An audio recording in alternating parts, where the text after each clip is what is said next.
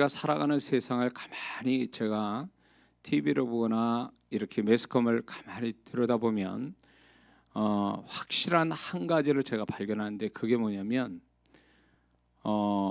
어느 때보다도 지금 우리가 살아가는 때가 자기 자신에 대해서 얼마나 애착을 가지고 사랑을 하는지, 자기 사랑이 얼마나 수준이 높은지를 제가 다시 한번 깨닫게 됩니다. 저만 아니라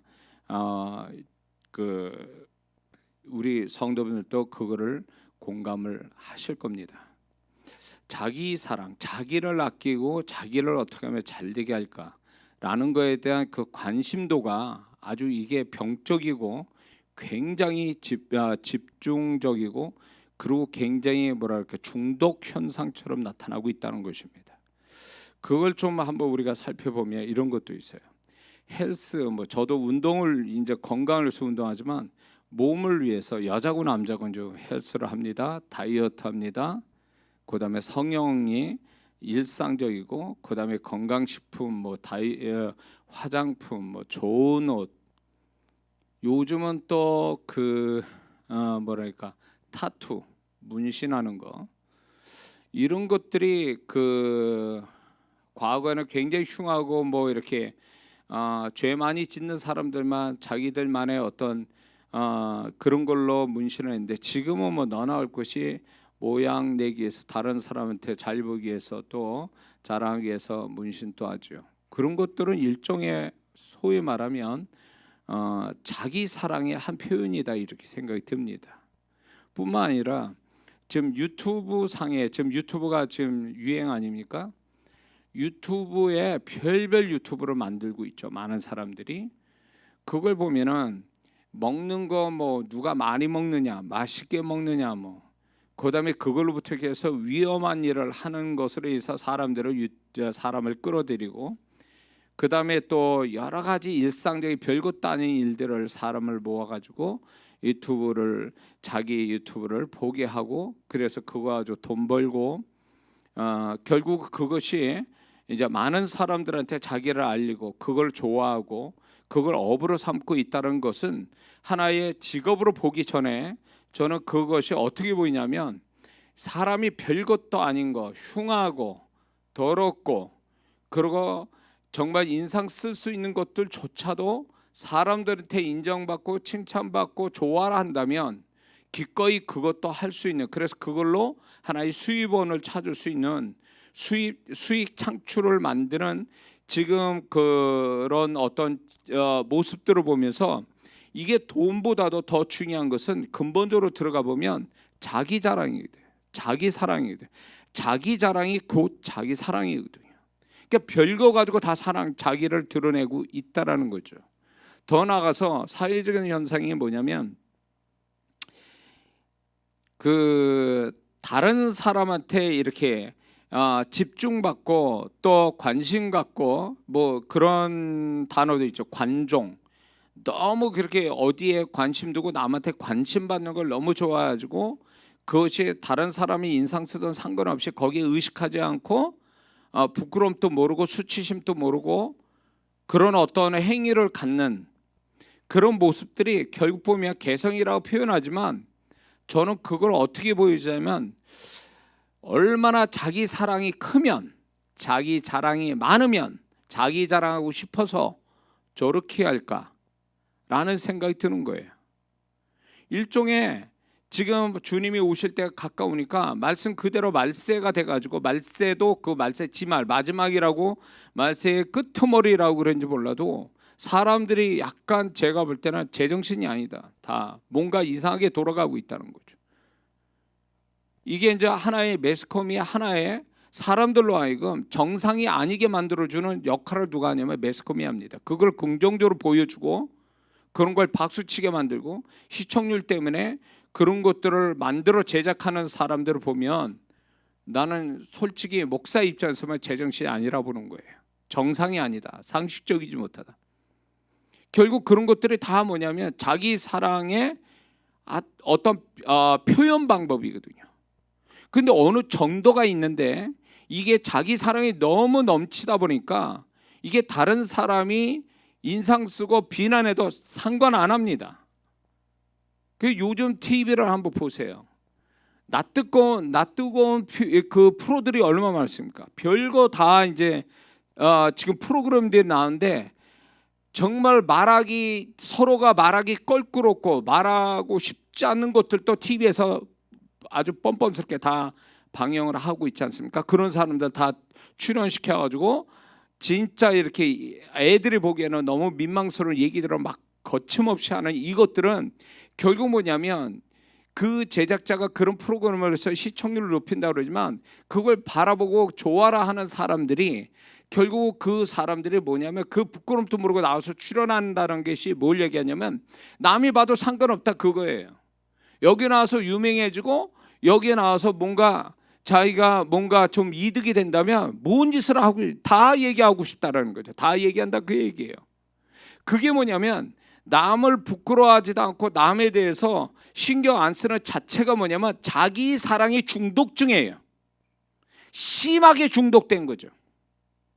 사람이 어떤 상식이라는 게 있고 경우와 도리라는 게 있어요. 우리 그게 한국에서만 아니라 세상 사람들이 살아가는데 양심이라는 게 있기 때문에 그 양심을 통한 상식과 경우와 도리가 있는데 아예 그런 것들이 없어지는 경계선이 완전히 없어진 세대에 우리가 살고 있어요. 그걸 좋아라 하고 박수 쳐주고 그걸 가지고 얘기하고 이런 것들이 다 동조되고 있는 그 믿는 자들이 거기에 같이 합세해서 거기에 박수치고 이야기한다는 자체가 뭔가 이 분별력이 없다. 예수 믿는 사람이 세상 사람은 그렇게 살 수 있어요. 그 사람들을 다 그냥 그렇거니 하고 살아가는지만 예수 믿는 사람이 신앙의 양심을 가지고 하나님의 말씀을 배우고 그 주님을 만나서 경험하는 우리가 그 수준의 사람들을 그 수준의 것들을 좋아라고 박수치고 얘기한다는 자체는 굉장히 하나님의 불쾌하게 여기신다는 거 우리 알아야 됩니다. 응? 일종의 그게 뭐냐면 자기 사랑에 중독이 심해서 이게 완전히 부끄럼도 수치심도 모르는 단계까지 간 거예요. 짐승보다 못하게 돼버리고 가는 세상이 되고 말았단 말이에요. 응? 이런 것들이 이제 마지막 때가 돼서 이런 현상이라고 저는 그렇게 생각이 듭니다. 그리고 자기 사랑이 강해서 자기 자랑을 뭐든지 다 자기 자랑으로 하고 싶은 먹는 것도 자기 자랑이 별거 이상한 거 먹는 것도 그것도 사람한테 보여주기 위해서 좋아라는 이 자체는 자기 사랑이 자기 자랑으로 나온 거예요. 이거는 뭐가 같냐면 그리스 신화에 나오는 얘기인데 그 목동인 어떤 잘생긴 소년이 어느 날 호수를 보다가 호수에서 자기 얼굴을 본 거예요. 자기 얼굴을 봤는데 자기 얼굴이 너무 잘생긴 거야. 너무 아름다운 거야. 그래가지고 자기 얼굴에 빠져가지고 결국은 자기 얼굴을 붙잡으려다가 왜 이렇게 파장이 생기니까 못 보고 또 그렇게 가만히 있으면 또 그렇게 비춰지니까 너무 자기 얼굴에 자기 사랑이 빠져가지고 그래가지고 물속에 빠져서 죽었다라고 하는 그리스 신화 이야기가 나오는데 아시죠? 나르시스. 그 이름 목동의 미소년의 이름이 나르시스예요. 그래서 자기 자신을 사랑하는 것을 나르시시즘이라고 그러고 자기 사랑이 강한 사람을 나르시시스트라고 그러더라고요. 그런데 저는 이게 오늘날 이런 나르시시스트 자기 사랑이 강한 사람들이 어느 때보다 굉장히 많아졌다는 거예요. 그러다 보니까 이게 문제가 뭐냐면 이런 거에 풍조를 따라서 우리는 세상 풍조를 따라가면 안 되는데 예수 믿는 사람이 이 풍조를 따라서 교회 생활을 그렇게 한다 그 얘기예요. 그래서 자기를 너무 사랑하다 보니까 교회 다니는 것도 나중에는 이제 귀찮으니까 집에서 TV 틀어놓고 은혜 받고 소파에서 온라인으로 전화로 그냥 이렇게 헌금만 하고 그게 다 뭐냐면 교회 오고 싶지 않은 거예요. 귀찮고 힘들어. 다 그게 자기 사랑의 일종이에요. 헌신? 안 합니다. 귀찮게 왜 힘들게.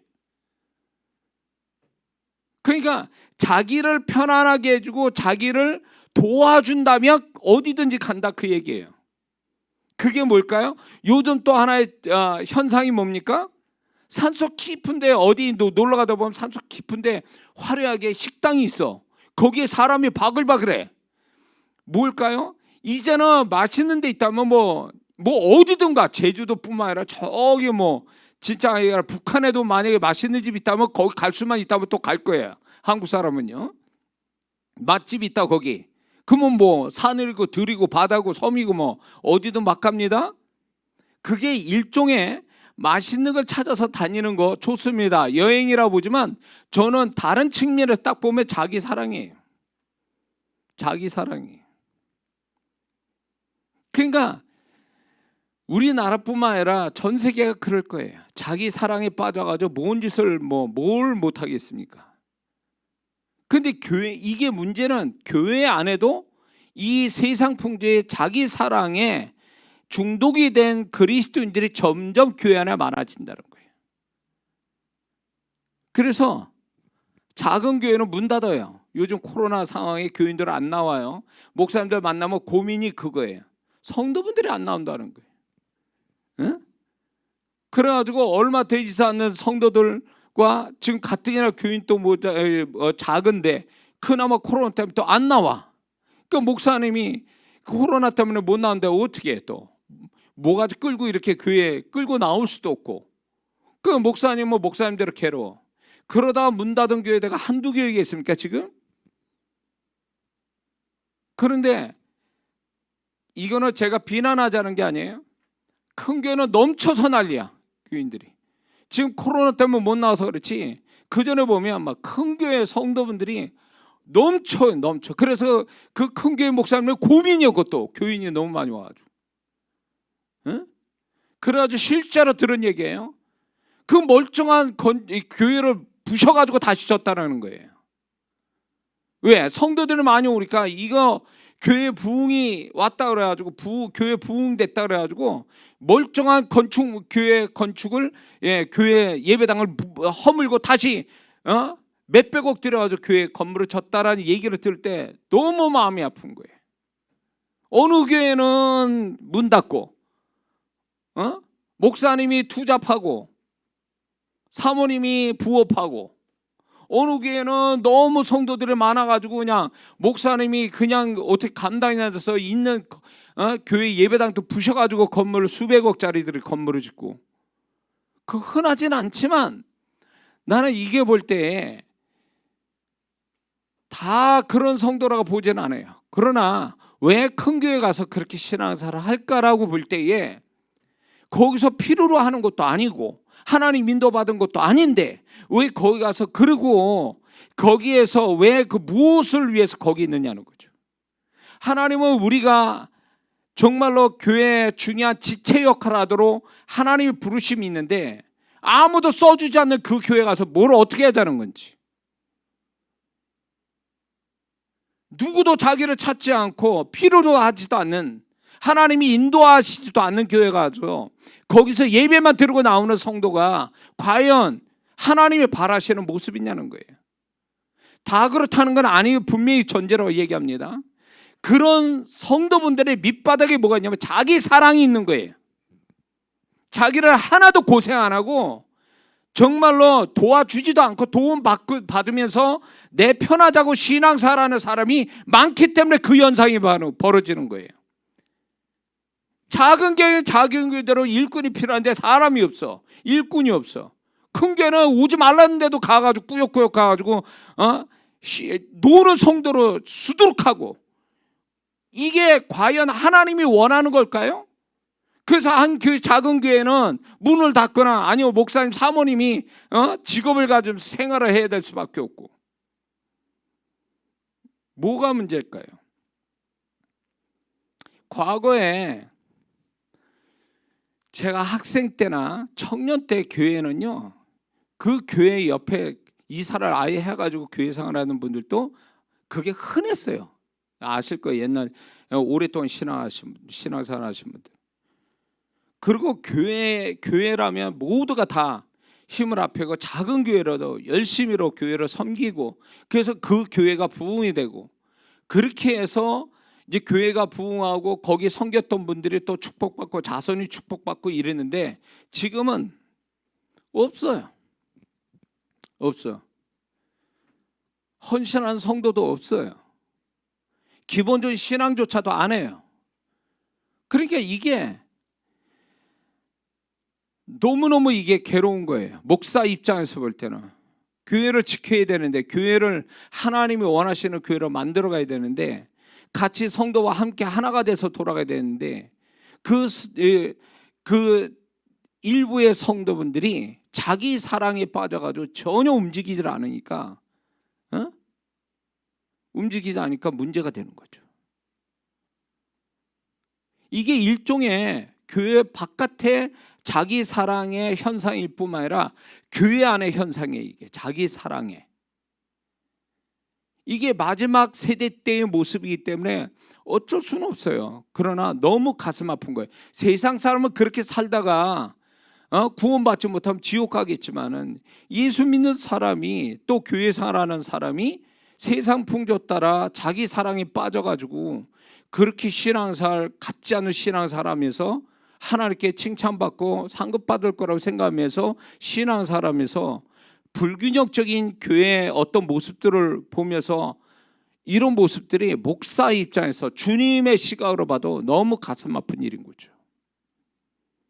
그래도 감사한 건 우리 성도분들은 열심으로 헌신하고, 그렇게 소수의 성도지만 여기 수직교회 올 때까지 얼마나 애쓰고 힘썼는지 알 수가 없어요.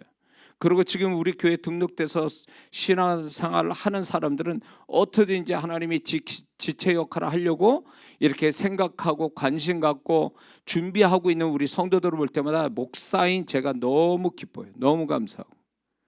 응? 자, 그래서 오늘날 제일 무서운 게 뭐냐면, 자기 사랑에 빠진 사람들이 점점 많아졌다라는 게 문제인 거죠. 그래서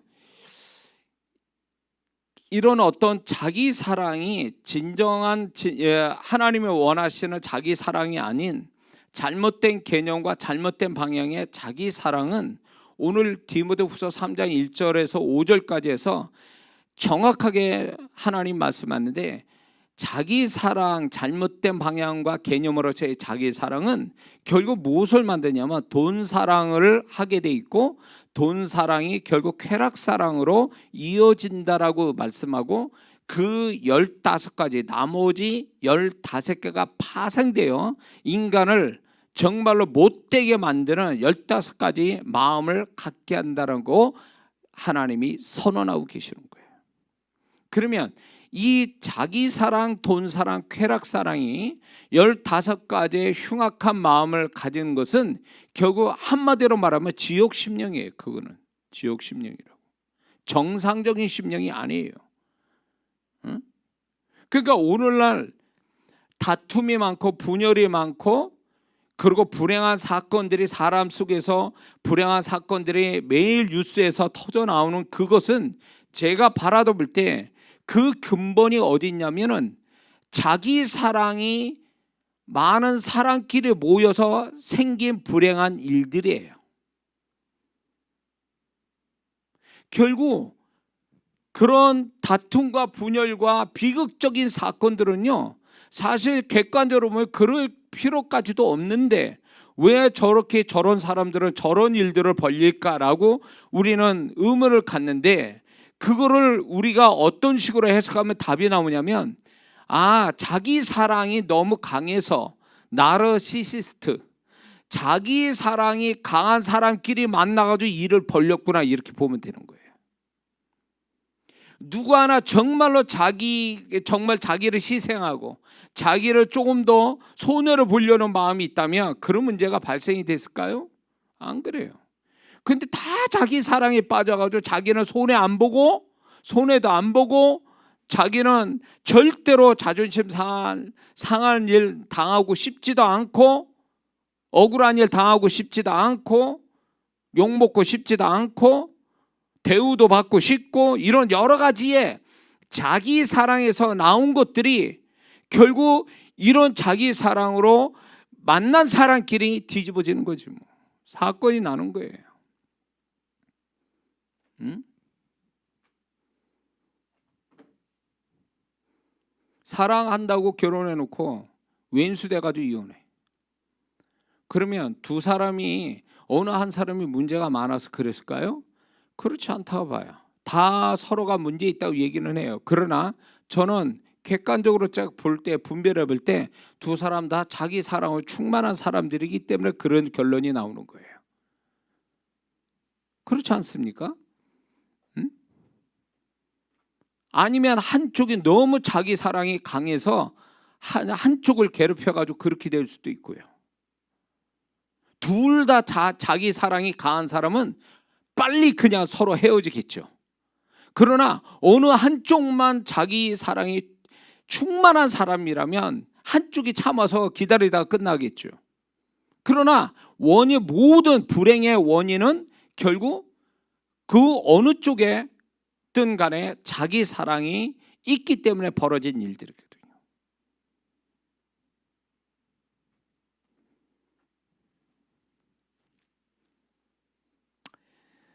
자, 그래서 이 자기 사랑이 충만한 가운데 사는 사람은 또 그런 관계는 결국 나르시스의 결말을 가져올 수밖에 없다. 나르시스는 결국 자기 사랑에 도취돼서 스스로 죽잖아요. 호수에 들어가서. 결국 자기 사랑은 자기 스스로를 죽이는 원인이 된다는 거죠. 조금만 한 발 뒤로 물러서서 생각을 하고 조금만 손해보고 조금만 양보하고 조금만 바보만 됐으면 끝날 일을 그러고 싶지 않은 거죠. 왜? 자기를 너무 사랑하니까 내가 나를 사랑하는 거에 대해서 방해를 걸고 나의 사랑을 비참하게 만든다 생각하니까 이거를 우습게 여기고 손해나게 한다니까 못 견디는 거죠. 그래서 교회 안에서도 이 자기 사랑이 강하면요, 이 성도가 오래 못 있습니다. 교회. 자기 사랑이 강한 사람은요. 교회는 결국 뒤에 가서 얘기하겠지만 자기를 버리는 거, 강한 자존심 가지고 교회 들어왔다가 같이 부딪히면서 은혜 받고 주님 마음 받으면서 자기를 버리는 사람이 되는 거. 자원해서 은혜 받아서 주님 때문에 자기를 버리는 현장이 교회라는 거죠. 그래서 교회에서 자기 버리는 훈련을 해서 세상에 나가서 빛과 소금이 되는 거예요. 아멘 하세요. 근데 교회에서 제가 다 그런 건 아닌데 이민교회 가보면, 제가 다니는 이민교회, 제가 소문으로 들었던 이민교회 보면은 자기 사랑이 워낙 강한 성도들이 모여가지고 목사님이 감당을 못하는 거예요. 주일날 되면 살벌해요 그냥 막. 그리고 막 경직돼 있어 다들. 오늘은 뭔 일이 또 터질까, 누가 어떻게 사고 칠까 막 이런 거에 잔뜩.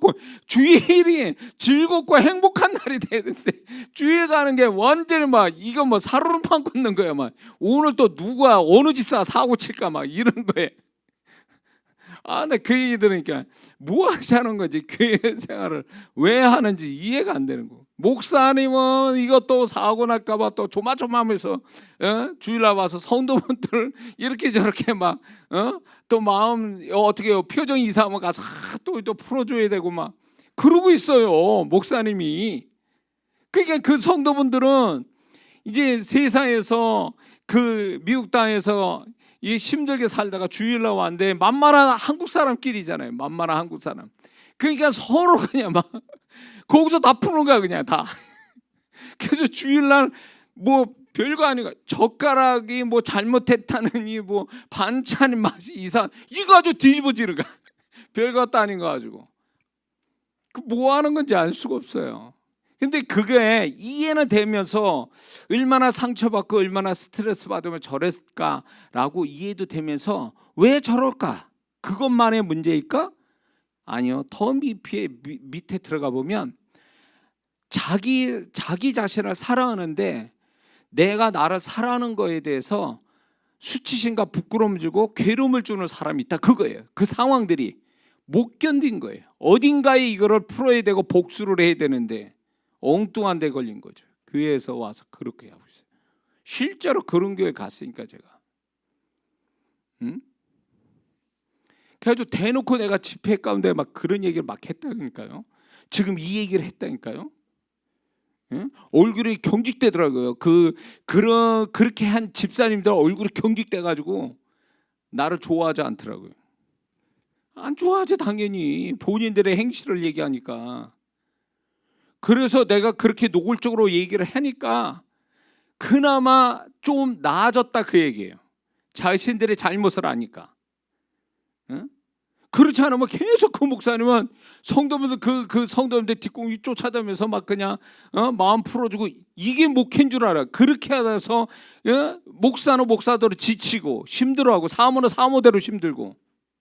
그게 목회가 아니잖아요. 그게 영적인 일을 해야 될 목회자가 성도도 별것도 아닌 그거에 마음 세상에서 그 어려움 다 하고 힘들어가지고 막 마음 상한 거 그거 막 그냥 해결해 주냐고 왔다리 갔다리 하는 거 보면 마음이 아프더라 그 얘기예요.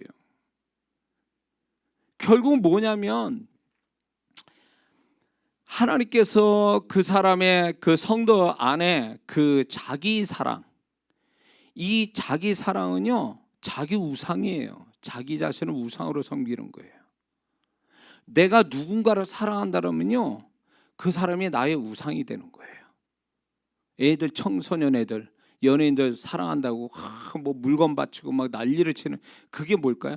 그 연예인이 우상이 됐다는 건 그 연예인을 사랑한다는 얘기인데 결국 그게 뭐냐면 그 우상으로 여겨서 모든 걸 거기다 다 바치는 거죠. 할 수 있는 한 다 바치는 거죠. 그러니까 자기 사랑은 자기 우상으로 연결되거든요. 자기 우상은 어떻게 될까요? 자기 우상은요 하나님께서 깨부신다 그 얘기예요. 왜? 출애굽기 20장에 보면 10계명이 나오는데 제1계명이 뭐예요? 너는 나 외에 다른 신을 두지 말라. 새긴 우상을 만들지 마라. 우상을 하나님과 동격으로 여기는 우상에 대해서는 하나님이 가차없이 때려 부신다라는 거죠. 근데 오늘날 옛날에는 그 당시에는 새긴 우상 금송아지가 있었지만 지금 그 우상이 있습니까? 없어요. 그런데 보이지 않는 우상이 있어요. 그게 뭘까요? 나라는 존재예요. 나를 어떻게 해요? 나를 하나님보다 더 사랑하는 거예요. 하나님과 동격으로 여기는 거예요. 그러면 그게 무슨 말이냐? 모든 게 자기가 기준이에요. 내가 옳으면 옳은 거고 그러면 그런 거예요. 그게 자기가 기준이에요. 그리고 모든 판단의 기준으로 삼고 그리고 자기가 싫으면 싫은 거예요. 그래서 하나님 말씀이 아무리 그렇게 말씀해도 내가 안 받아들이면 그만이에요. 안 듣겠다라는 거예요. 하나님 말씀이 분명히 나와 있는데도. 그게 뭘까요? 자기 자신을 사랑한 나머지 자기 자신을 우상으로 여기고 있는 거예요. 하나님과 동격으로 여기는 것. 나는 이런 성도 무지 봤어요. 착한 것 같은데 착해서 그 사람이 말씀 잘 듣고 말씀대로 순종한 줄 알았더니 나중에 알고 보니까 자기가 원하는 대로 했을 뿐이에요. 내가 이 부분을 처음 초창기 때 우리 성도분들에게서 초창기 성도를 통해서 내가 알게 됐는데 그게 뭐냐면 성품이 좋아서 그 성도분이 성품이 좋고 신앙생활을 열심히 성실하게 해서 나는 하나님의 은혜를 받고 말씀대로 잘 사는 줄 알았어요. 그런데 그 환상이 깨지고 이 깨지게 된 동기가 뭐냐면 분명히 내가 하나님의 말씀을 정확하게 전달하고 주님의 음성을 전달했는데 이분은 거절을 하더라고요. 그 부분에 대해서. 말씀이 정확하고 주님의 마음으로 목사가 얘기했는데 거부하더라는 게 왜? 자기한테 안 맞는다는 거예요. 자기는 그렇게 생각 안 한다는 거예요. 그게 뭘 얘기한 줄 아세요?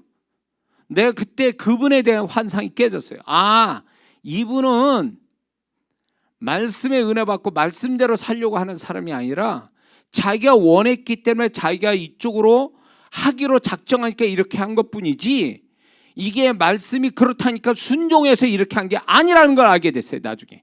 그래서 그 성도가 나중에 어떻게 됐냐면, 분명히 하나님은 아니라는데 본인이 자기가 맞다고 해서 튀어나가 버려요. 교회를 나가고 자기 마음대로 결정하고 튀어나가 버렸어요. 잘 될 수는 없지요. 그 성도분의 치명적인 문제는 뭐냐면 자기 우상이에요.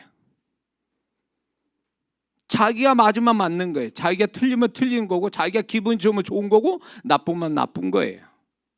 이게 말씀에 의해서, 주님의 마음에 의해서 통제되고 절제되고 교정되는 게 아니라 자기가 하나님인 거예요.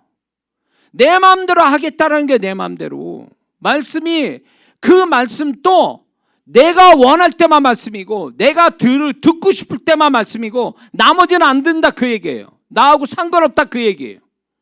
그게 뭘까요? 자기 우상이에요. 자기를 우상시하는 거예요. 그게 결국 뭔데요? 자기 사랑이 자기 사랑. 자기 사랑.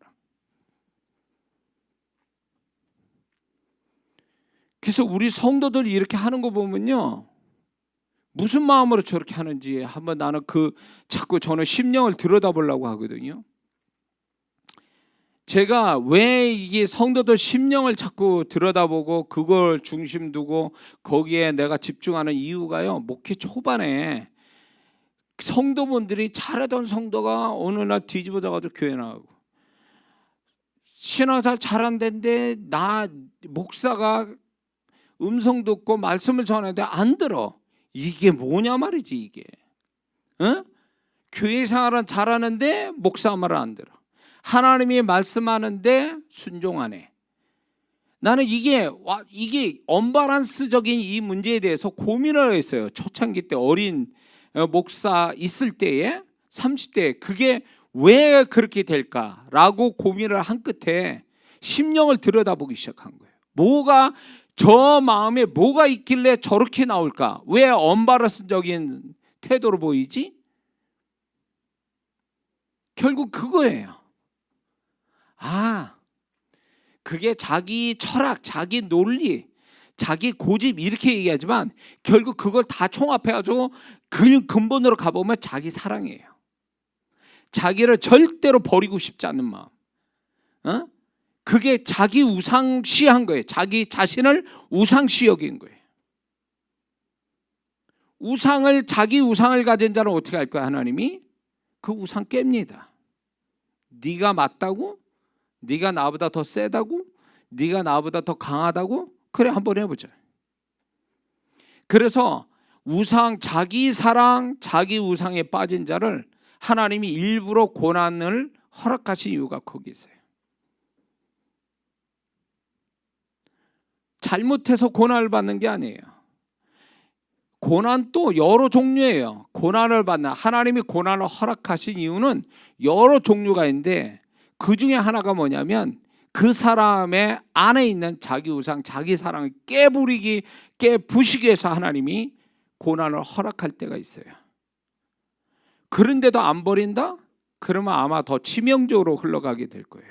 하나님이 작정하신 일을 절대로 하나님이 원하시는 수준까지 되어지지 않으면 멈추지 않는다는 거, 여러분도 아실 거예요. 어쩌면 저희 목사도요, 목회하면서 제가 사명받아서 목회를 정말 돈 없이 목회할 때 사명 하나 가지고 산다고 굉장히 저의 영적 자존심이었고, 그렇게 제가 목회를 했지만 하나님 보실 때는 네가 내 말에 그때마다 내 말을 듣고 내 말에 순종하는 자가 아니고, 너는 네 지혜를 믿고 네가 원하는 대로 네가 좋을 대로만 하고 있는, 어떻게 보면 목회가 나의 뜻에 순종하는 게 아니라 네 생각이 얼마나 잘 맞고 네 노력이 얼마나 결과를 가져오는지를 그거를 알아보기 위한 그런 태도에 대해서 내가 불쾌하다, 그래서 하나님이 13년간을요 내가 틀렸다는 걸 계속 증명시키는 거예요. 나는 계속 그러고도 나는 계속 자기 사랑에 빠져가지고 내가 맞아, 내가 틀림없어, 내가 하면 할 수 있어, 이런 어떤 내 마음속에 그런 것들이 있어가지고 그거를 이 방법 안 되면 저 방법 쓰고 저 방법 안 되면 또 다른 방법 쓰고 이런 식으로 해가지고 박살이 난 게 13년생. 그래가지고 그 끝에가 빈털터리에 온몸은 다 병들어가지고 종합병원이 되고 이런 상태가 돼버리고 말았어요. 그러면서 하나님이 나중에 네가 왜 이렇게 됐는 줄 아냐? 이거를 이제 나중에 가르쳐 주신 거죠. 결국 뭐냐면 나라는 우상을 깨부시기 위한 13년 세월이 했어요. 그 정도로 제가 강한 사람이에요. 제가 그렇게 하나님께 다루심 받고 나니까 보이는 거예요. 성도들이 자기 사랑, 자기 우상이 있는 사람인지 아니면 뒤에서 얘기했지만 자기를 버리는 자인지 자기를 부인하는 자인지 그게 보이더라니까요. 헌신을 해도 정말 자기 부인해서 자기를 버리고 헌신하는 사람이 있고 자기 자랑하기 위해서 헌신하는 사람이 있어요. 자기 사랑에서 나오는 헌신이 있고 자기 부인에서 나오는 헌신이 따로 있어요. 같은 헌신이라도 근원이 달라요. 근원이.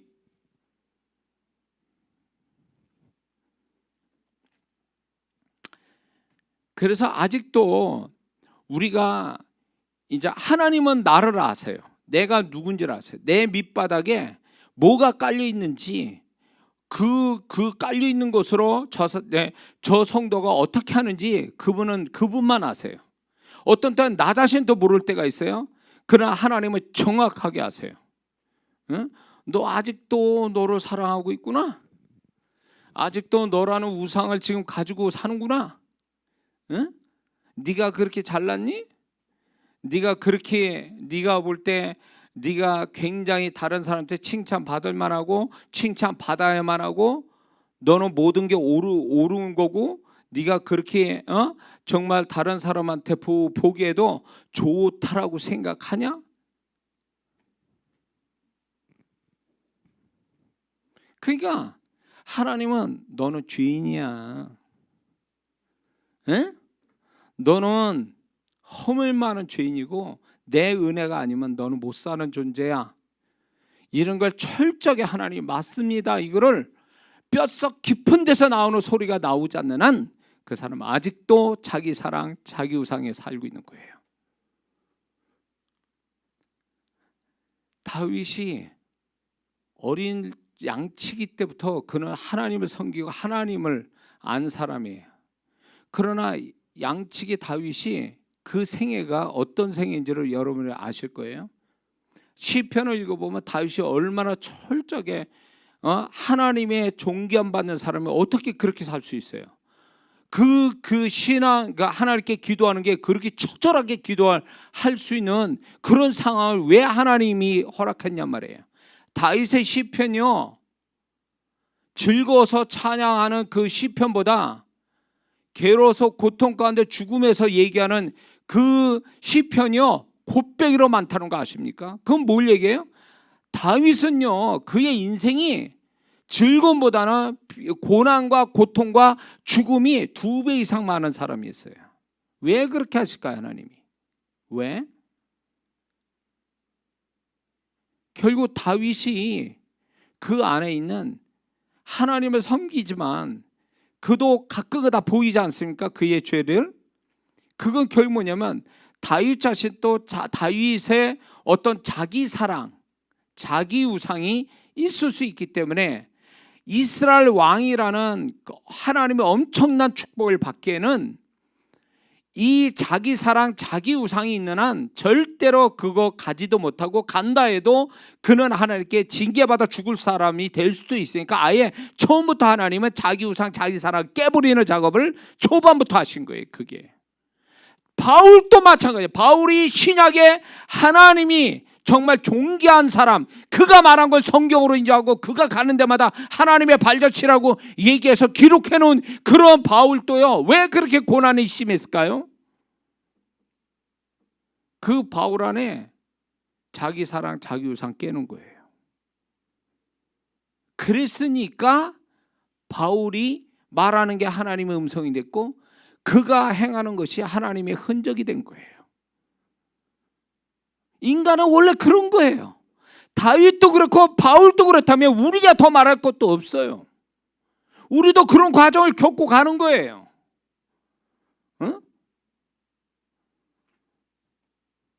그런데 우리는 그게 하나님이 너 나빠 그래가지고 우리에게 그렇게 징계하고 고난 주시는 게 아니에요. 자기 사랑이 깨어지고 자기 부인이 돼야 비로소 하나님이 그 사람에게 원하는 것을 다 해낼 수 있고 그 사람이 하나님께 진정으로 존귀 안 받고 하나님께 신뢰를 받는 자가 될 수 있으니까 하나님이 그렇게 만드시는 거예요. 그 사람이 잘못돼서 그런 게 아니고. 다만 뭐의 차이인 줄 아십니까? 그 하나님이 그 사람을 자기 부인으로 자기를 버리게 만드는 이 하나님의 섭리에 대해서 성실하게 순종하며 갈 거냐, 아니면 이게 괴로워서 힘들어서 도망가고 피하고 갈 건가의 차이밖에 없는 거예요. 성도들은요, 구원받으면 다 자기 사랑에서 자기 부인으로 가기 위한 하나님이 그 과정을, 신앙의 여정을 누구도 그거를 하나님이 멈추지 않거든요. 예외가 없어요. 여기에는 목사로 해서 모든 성도가 구원받으면 다 그 길을 가게 돼 있다고요. 다만 누가 얼마나 하나님이 이끄시는 자기 부인의 그 이끄시는 여정에 성실하게 갈 거냐, 아니면 도망가고 피해 다니고 이러다가 끝날 건가는 그 사람의 선택에 달려 있는 거예요. 그러나 이 길을 누구도 피해 갈 수는 없는 거죠. 사실은. 믿습니까?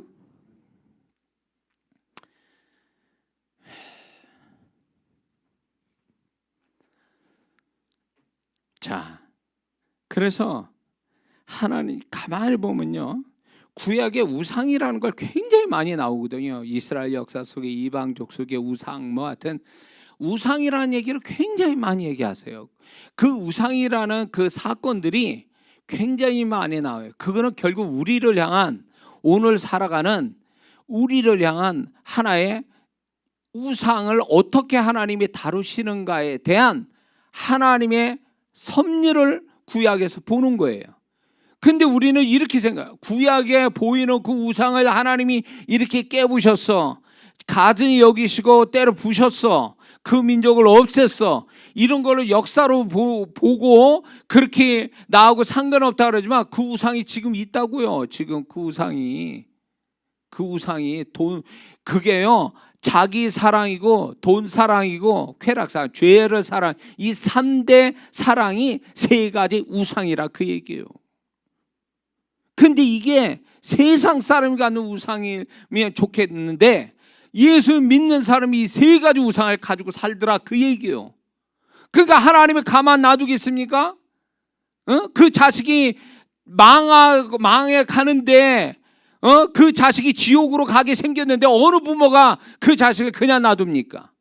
회초를 들어서 몽대로 패서 거반 죽게 해도 어떻게든지 고칠 게 부모 마음이라면 하나님도 마땅히 그런다 그거예요. 응? 너 그 우상 갖고 있다, 너 죽는다, 너 지옥 간다, 너. 응? 그러니까 자기 사랑이 돈 사랑으로 연결되고 돈 사랑이 죄 사랑으로 넘어가는 거예요. 우리나라가 경제가 발달하니까 죄가 그만큼 성장하고 없는 죄가 또 발생하고 아주 발명품을, 이 죄의 발명품을 우리나라가 제일 많이 만들었다는 거 아니에요? 응? 한 집 건너 술집, 한 집 건너 노래방, 한 집 건너 모텔, 한 집 건너 뭐 다 이게 우리나라밖에 없어요. 경제가 발달하니까 이런 식이에요. 그게 뭘 얘기해요? 죄의 발달이잖아요. 응? 죄의 발달. 응? 돈이 넘쳐. 자기 사랑이 결국 돈을 넘치게 만들어요. 돈 사랑을 하고 돈 사랑이 죄 사랑을 만들어요.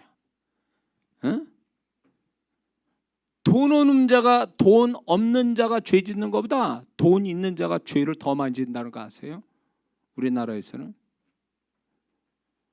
옛날에 생각해 보세요. 우리 가난할 때 그랬었냐고요. 그런 죄가 있었냐고요. 우리가 먹고 살기 힘들게 막 굶어 죽거나 하는 사람이 있을 때 그런 죄가 있었냐고요.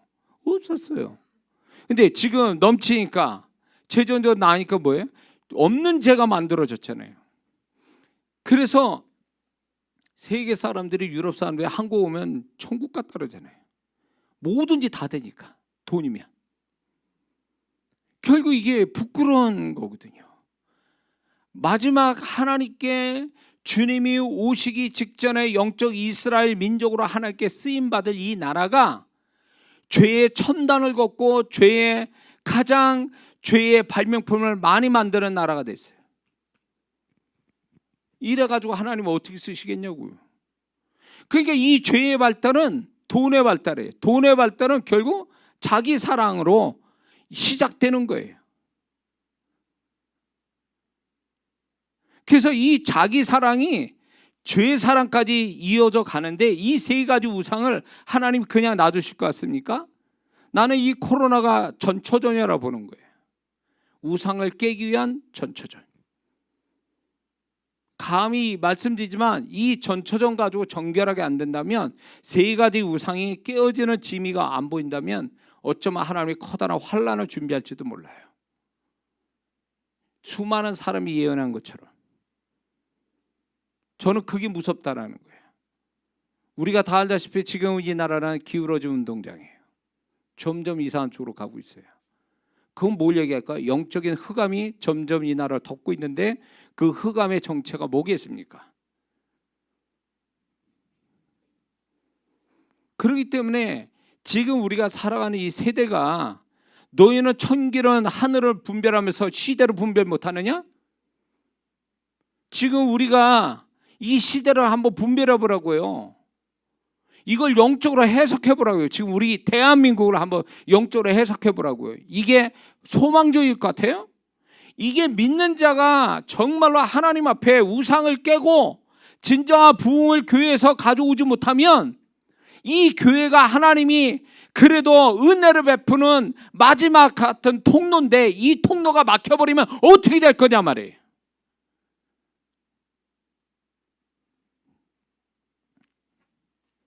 그래서 교회 안에 이 자기 사랑을 깨부시는, 세 가지 우상을 깨부시는 이 작업이 세상으로부터 일어나면 안 돼. 교회에서부터 일어나야 돼.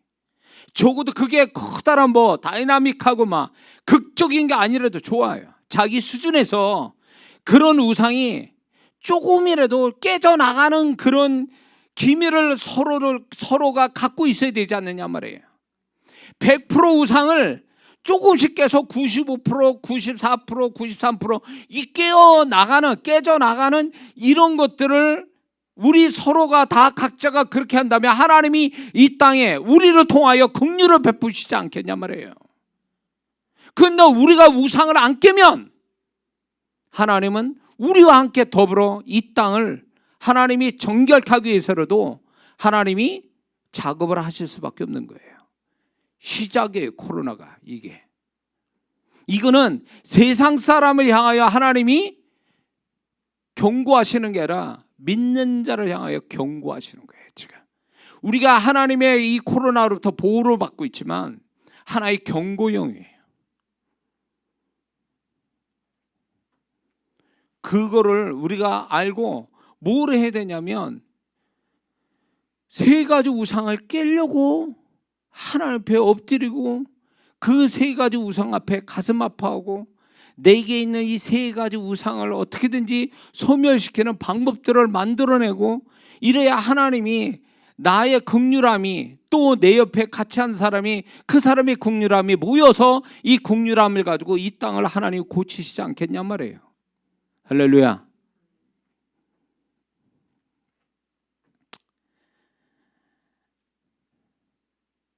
우리가 여기서 한 가지 긍정적인 자기 사랑이라는 게 뭐냐? 부정적인 자기 사랑도 있지만 긍정적인 자기 사랑이 있어요. 믿는 자로서 긍정적인 자기를 진정으로 사랑하는 건 육체만 아니라 마음과 영혼을 축복해 줄 수 있는 그것이 긍정적 자기 사랑이라는 걸 우리가 잊지 말아야 됩니다. 그러려면 그게 뭐냐를 할 때 내 마음속에 좋은 것을 쌓아둘 줄 알고 그 쌓아둘 줄도 알 뿐만 아니라 마음에 안 좋은 것을 빨리 버릴 줄도 아는 자가 자기를 진정으로 사랑하는 자라 그 얘기예요.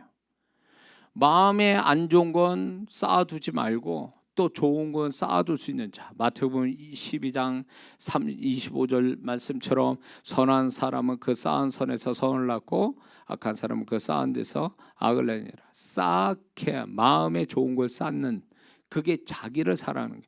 마음을 사랑하는 자가 자기를 사랑하는 거예요.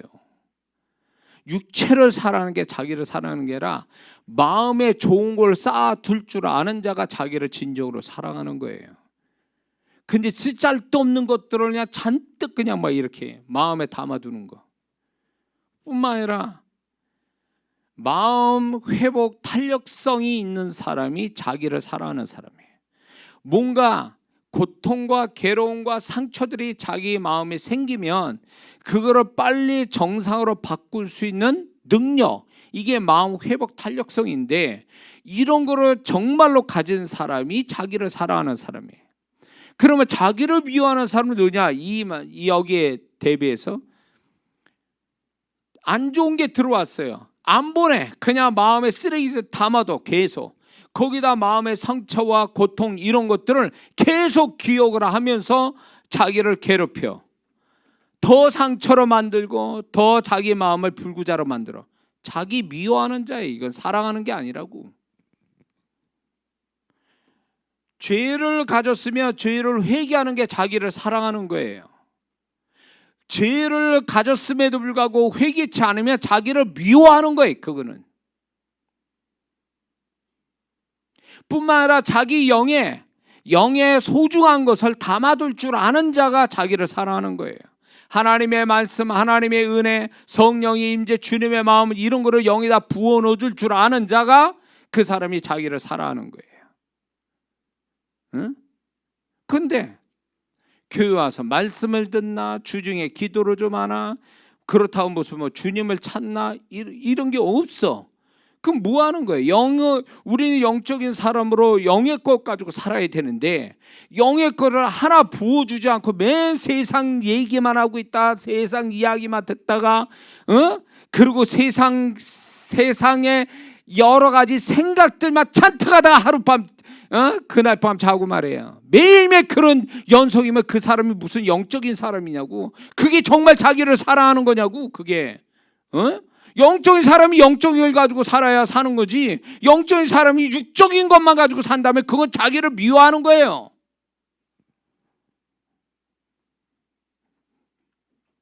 잘못 살고 있는 거지.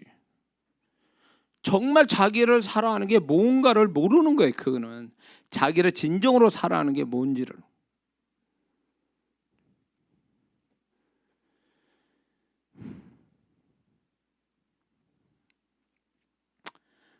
그렇기 때문에 우리는 진정으로 하나님이 기뻐하는 긍정적 자기 사랑을 가져야 되고, 부정적 의미에서 자기 사랑은 자기 우상으로 가는 자기 사랑은 깨버릴 수 있는, 스스로 깨버릴 수 있는 사람이 되어야 될 줄 믿습니다. 그런데 여기에서 하나님이 네가 스스로 네 우상을 깰래 내가 깨줄까? 하나님이 선택해라 이래요. 이렇게 말씀해요.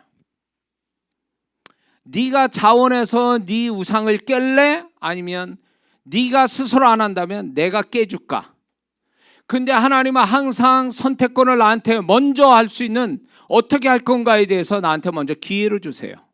내가 만약에 내 우상을 나를 사랑하는 나의 우상을 내가 스스로 깰 마음이 없다면 드디어 하나님이 그 사람을 우상을 깨는 작업이 그 다음에 진행이 됩니다.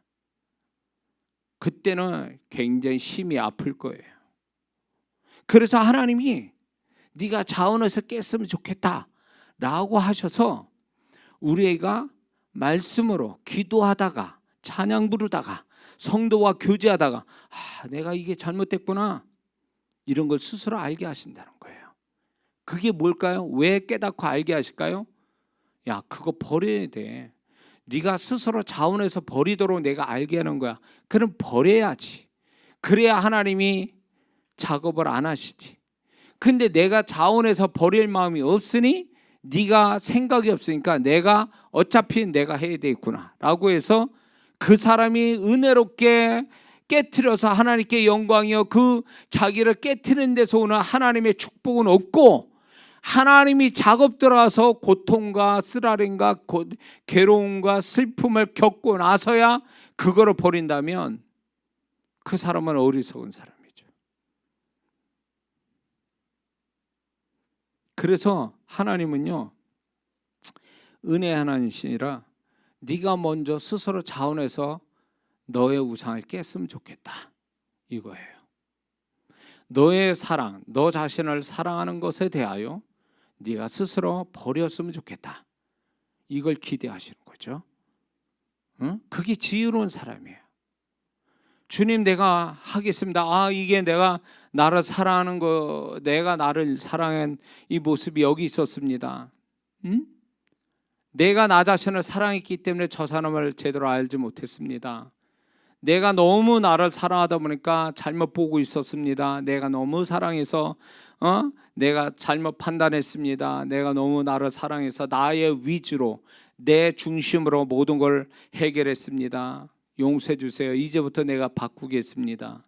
어떻게 하면 바꿀까요? 방법을 알려주세요.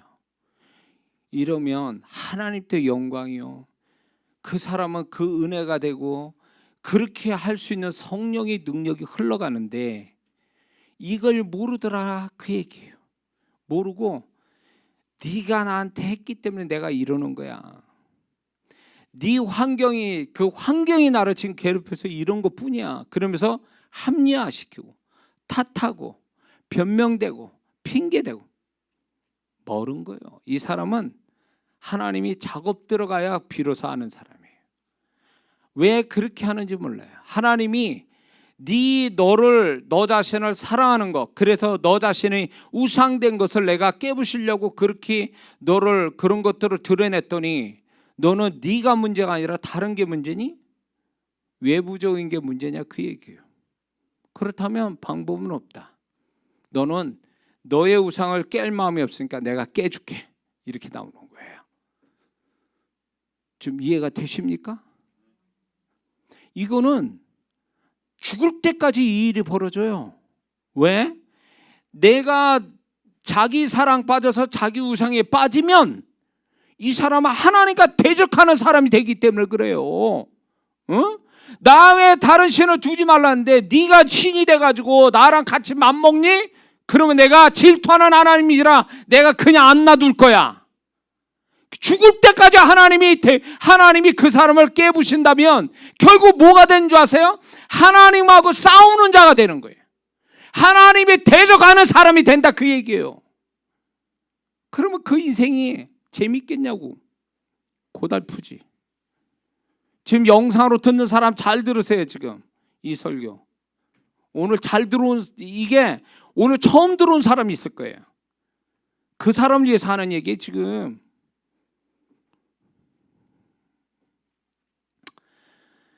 그렇기 때문에 하나님이 왜 나를 이렇게 괴롭힙니까? 왜 내가 뭘 잘못했다고 교회 생활 잘하고 있는데 이런 사람이 있어요. 그건 굉장히 자기 입장에서 자기 중심에 생각해서 그런 거지, 하나님이 시각으로 봐야지. 왜 하나님이 나를 괴롭히는지, 왜 내가 괴로움을 당하는지, 뭐 때문에 그러시는지 잘 들으세요. 하나님은 내 삶보다 더 중요한 게 나라는 존재를 더 중요하게 여긴다는 거 아세요? 내 존재가 중요한 거예요. 내 삶보다도.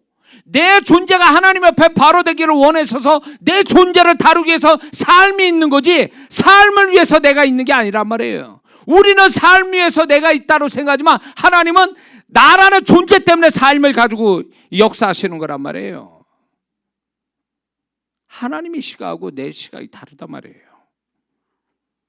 응? 나라는 존재를 바로 세워서 하나님이 천국에 넉넉하게 들어와서 상 받을 만한 자, 응? 그런 사람 만들자고 하나님이 내 삶을 가지고 역사하는 거지. 내 존재가 하나님 바로 쓰게 하려고 그렇게 하는 거지, 내 존재가 엉망이면 내 삶 자체도 하나님 앞에서는 의미가 없는 거예요. 사실은 겨우 새끼밥 먹고 살겠죠. 그러면 하나님 뭘로 영광을 받으시고 뭘로 그 사람을 하나님 존귀 여기신단 말이에요. 도대체 우리는 행위를 가지고 하나님께 봉사하고 열심 내는 거 가지고 하나님께 명함을 드리려고 그러지만, 하나님은 야, 그게 아니야. 나는 그거보다 더 중요한 문제가 있어. 근본적으로 너라는 존재, 너라는 존재. 왜요?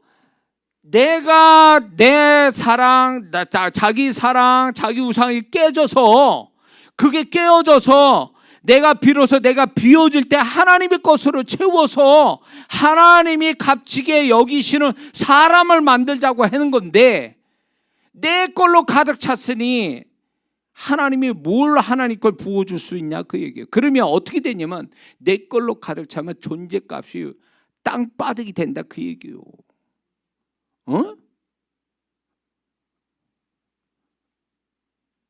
2,000원짜리 플라스틱 저금통에 100원짜리만 꽉 차면 그것밖에 가치가 없어. 근데 2,000원짜리 돼지 저금통에 거기다가 다이아몬드를 다 거기다 넣었다고 쳐보세요. 어마어마한 값이 되는 거예요. 돼지 저금통 2,000원짜리에. 그 2,000원짜리가 아니지. 뭐가 들어가 있느냐는 거예요. 그 안에 뭐가 들어있냐. 나라는 걸로 채웠냐 아니면 하나님 것을 채웠냐. 그것 따라 나의 존재값이 달라지는 거예요. 그러니까 하나님이 욕심을 가지셔서 나를 구원시켰으니, 예수님의 피로 나를 구원시켰으니, 하나님의 욕심은요, 내가 예수님만큼의 가치 있는 존재값이 높은 사람 만드시려고 내 안에 좋은 거, 하나님의 좋은 걸 집어넣으려고 작업하시는데, 방해가 뭐냐면 결국 나라는 게 방해가 되는 거예요. 자기 사랑, 자기 우상이 방하게 돼버린 거예요. 자기 걸로 꽉 채웠으니 뭘로 하나님이 그 사람을 존귀하게 만드냐고요. 그러니까 하나님이 다윗을 고난을 주신 이유가 뭐예요? 다윗을 하나님이 고난을 주신 것은 결국 그 사람 안에 있는 걸 다 빼버리고 하나님의 것을 채워서, 하나님 마음을 채워서 하나님과 동일한 마음을 갖게 만드신 거 아니냐 말이에요. 그 사람의 존재값이 이스라엘 통합, 이스라엘 왕 한 사람밖에 없는 이스라엘 왕으로 만들어 주신 거 아니에요. 그렇게 하려고 하나님의 우리를 다루시는 거 아니냐 말이에요 지금. 바울이 얼마나 훌륭한 사람이에요. 예수 믿기 전까지는 그 사람은 그 당시에 최고 엘리트 사람이에요. 손을 꼽을 수 있는 사람이에요. 모든 게 모자람이 없는 사람이에요. 모든 배경을 봐도 그 사람은 흠이 없는 사람이라고요. 그럼에도 불구하고 하나님이 왜 그 바울의 고난을, 그렇게 주야장창 고난을 주셨을까요? 그 안에 있는 바울의 모든 것들이 바울 자신이 얘기했죠. 배설물같이 다 아무것도 아닌 것처럼 만들어버리는 거예요. 그래서 자기는 아무것도 아니고 나는 죄인 중에 괴수라고 하는 이 하나님의 시각으로 자기를 보게 만들어서, 자기를 부인하게 만들어서 결국 거기에다 하나님 것을 부어놓은, 주님의 것을 부어줬잖아요. 너는 이 마음을 품으라 곧 예수의 그리스도의 마음이니 우리는 그리스도의 마음을 가졌느니라. 계속 그 바울은 그가 내가 사는 것이 아니고 그리스도가 내 안에 사는 것이다. 뭐예요? 자기는 이미 비워졌다 그 얘기예요. 자기는 비워져서 고린도후서 1장에 가서도 아시아의 단어 환란에서 그나마 조금 남은 자기를 신뢰하는 것마저도 버리고 하나님을 절대적 신뢰를 하는 데까지 이르는 자기를 비우는 자가 됐다 그 얘기예요. 그러니까 바울이 위대한 하나님의 사람이 된 거예요. 그게 하나님의 목표예요. 왜 바울을, 구약의 다윗을, 왜 신약의 바울을 하나님이 그렇게 많이 등장시킬까요? 그거는요, 야 샘플이야, 너희들의 샘플. 내가 바라는 사람의 샘플이야, 두 사람. 구약의 다윗, 신약의 바울이야, 너희들의 샘플이다. 너희들의 본이 되는 사람이다. 너희도 이렇게, 나는 너희들을 이렇게 만들 거야. 그 얘기 하시는 거예요. 우리는 그 여정 속에 있는 사람들이에요. 그러니까 성실히 하나님이 다루신 대로 갈 거냐, 다윗과 바울같이 다루실 때 정직하게 그거를 전공법으로 그냥 계속 뚫고 나가서 그분이 순종하는 대로 갈 거냐, 아니면 지 멋대로 지 마음대로 자기를 살리기 위해서 자기 짓구리만한 자기 자랑을, 자기 사랑을 지키기 위해서 요리조리 도망다니다가 말 거냐는 그 사람 선택의 문제예요. 그러나 알아야 돼요. 존재값은 달라질 거라는 거.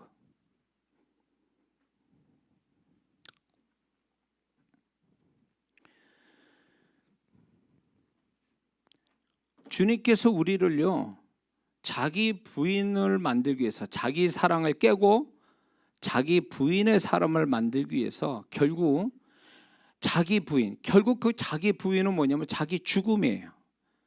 자기 부인은 결국 자기 죽음이에요. 결국 자기의 죽음이라는 것은 뭐냐면 나는 없고 나는 비워져서 오로지 그분의 마음과 그분의 말씀에 전적으로 통제받는 사람, 거기에 따라 순종하는 사람, 이게 자기 부인의 사람이에요. 믿습니까? 이런 사람 만들자고 지금 우리를 이끌고 가는 거예요. 그나마 하나님이 나를 40 넘는 신앙생활에 그나마 하나님 앞에 조금이라도 나름대로 순종했다고 하니까 이 자리에 세운 거예요. 응? 그러나 나만 아니라 모두 다, 여러분들도 모두 다 하나님이 그 과정을 이끌어가고 계시는 거예요 지금. 왜 하나님이 우리를 괴롭게 자기 부인의 삶을 살게, 자기 부인의 존재로 만들려고 할까요? 갈라디아서 2장 20절, 내가 그리스도와 함께 십자가에 못 박혔나니 죽었으니 이제는 내가 산 것이 아니요 내 안에 그리스도가 사신 것이라. 내 안에 주님이 살게 만들려고 나를 부인시키는 거예요. 내 안에 그리스도가 살게 하셔서 나를 정말로 그리스도가 나를 통해 나타나게 하시기 위해서 나를 부인시키는 거예요. 왜? 내가 나를 사랑하는 한 주님은 나타나지 않으니까 주님이 그거를 걷어내려고 하시는 거예요. 그래서 나라는. 그리고 왜 자기 부인을 시킬까요? 결국 뭐냐면 뒤에 내가 육체 가운데 사는 것은 나를 사랑하사 자기 몸을 버리신 그리스도를, 주님을 위해서 사는 것이다. 주를 믿는 믿음으로 사는 것이다. 내가 부인될 때에 비로소 주님을 전적으로 신뢰하는 자가 되고, 내가 부인될 때 비로소 하나님이 나를 신뢰할 수 있는 자가 되는 거예요.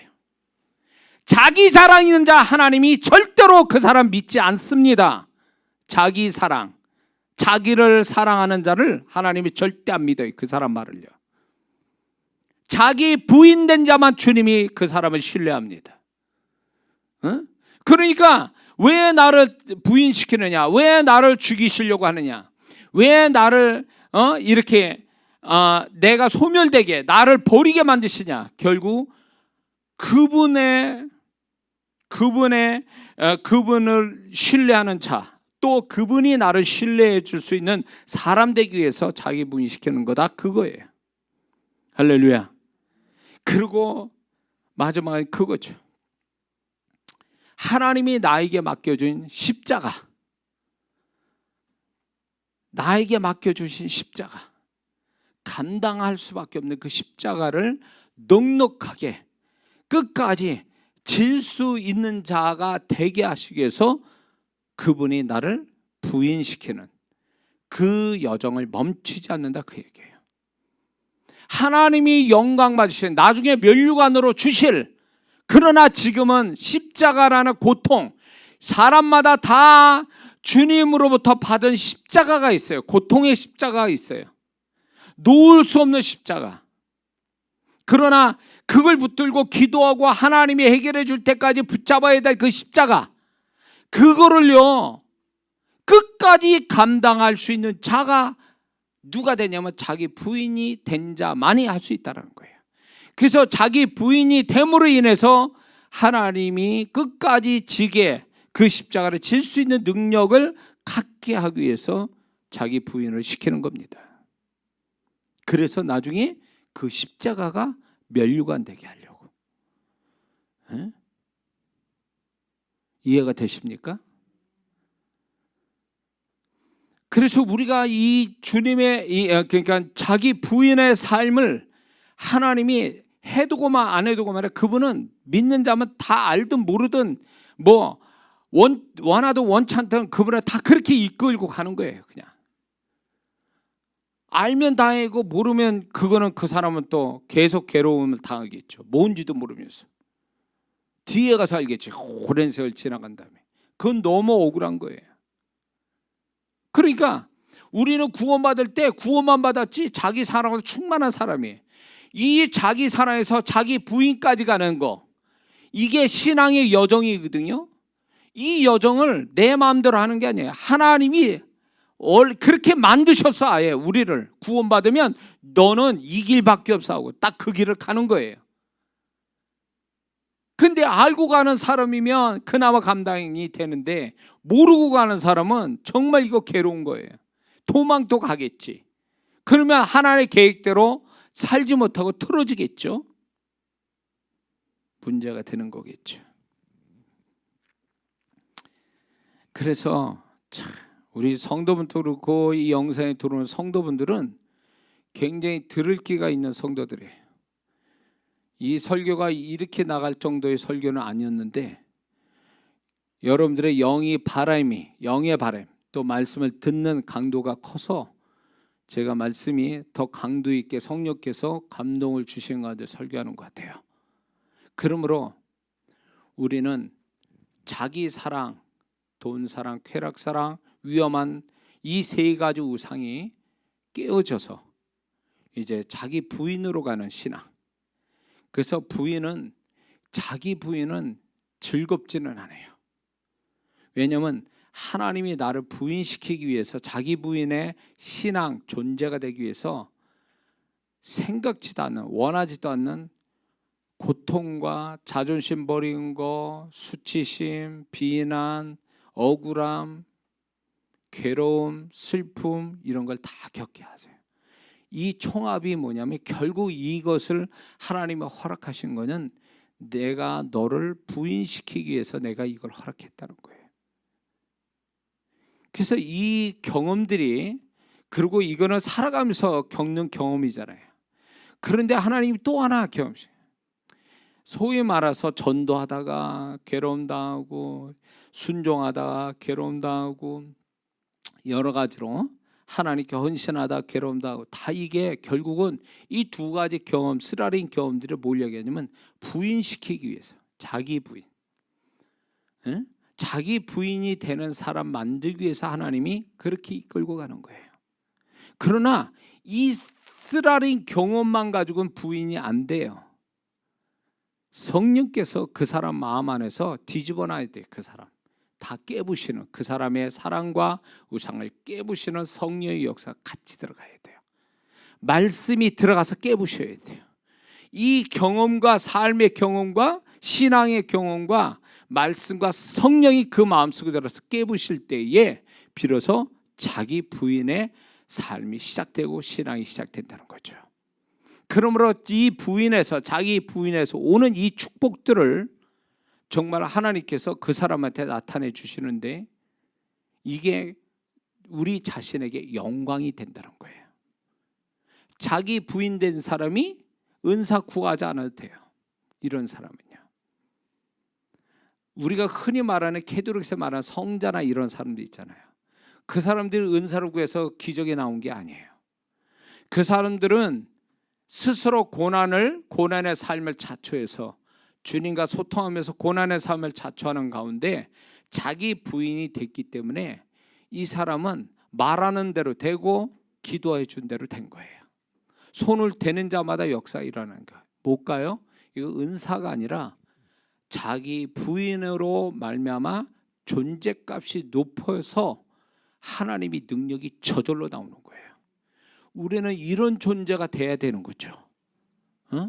그러려고 하나님이 이끌어가는 것에 대해서 피해가고 도망가고 발버둥 치면서 아니라고 악을 쓰고 대들고 싸우고 욕하고 이런 식으로 자기를 지키려고 하는 건 자기 사랑에 몸부림치는 거에 지나지 않아요.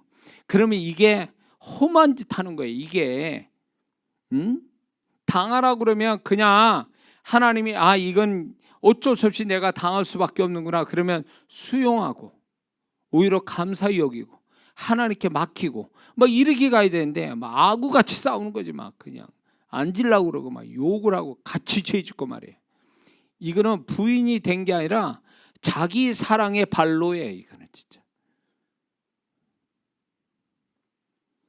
그러므로 오늘 이 말씀을 통해서 다시 한번 여러분 안에 있는 자기 사랑이 깨어지기를 주의 이름으로 축원합니다. 그리고 자기 부인의 신앙으로 성령으로 말미암아 말씀으로 말미암아 자기 부인의 신앙이 되어져 가시기를 주의 이름으로 축원합니다. 기도합니다.